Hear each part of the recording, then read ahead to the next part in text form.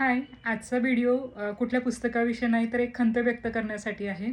तर बऱ्याच विद्यार्थ्यांशी आणि वाचकांशी संवाद साधताना जाणवतं, की त्यांनी वाचलेली पुस्तकं म्हणजे मृत्युंजय, छावा, ययाती, व्यक्ती आणि वल्ली यापुढे त्यांचं वाचन अजूनही गेलेलं नाही आहे. निर्विवादपणे ही पुस्तकं उत्कृष्टच आहे. आपलं वाचन त्यापासूनच सुरू होतं. पण आता अजून थोडं पुढे जायला हवं. मराठीतही आता नव्या दमाचे लेखक, लेखिका छान लेखन करत आहेत.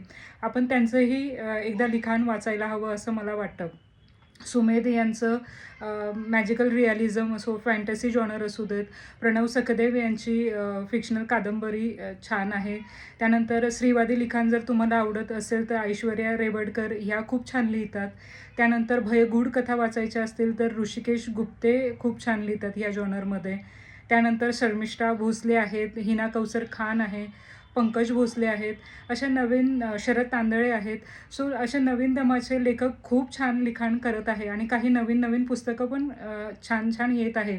भुरा एक छान मध्यंतरी शरद बाविस्कर यांचं पुस्तक आलेलं.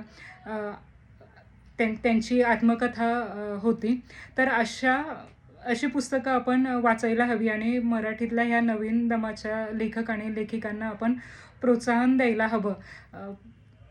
बाकीचे तर पुस्तकं आपण वाचतोच आणि आपल्याला ती पुस्तकं माहिती असतात. पण ह्याही नवीन लेखक, लेखिकांची पुस्तकं आपण वाचायला हवीत. तुम्हाला अगदी पुस्तकंच वाचायची नसतील तर अगोदर त्यांचं फेसबुक लिखाण वाचा. ते फेसबुकवरही हे सगळे लेखक खूप छान लिहत असतात. तर अगोदर तिथून सुरुवात करा. मग त्यांची लेखनाची शैली तुम्हाला कळेल. छान नवीन काहीतरी लिखाण तुम्हाला गवसेल. तर आज हेच मला सांगायचं होतं, की काही मराठीतले नवीन सुद्धा लेखक, लेखिकांचं लेखन तुम्ही वाचायला सुरुवात करा. Thank you.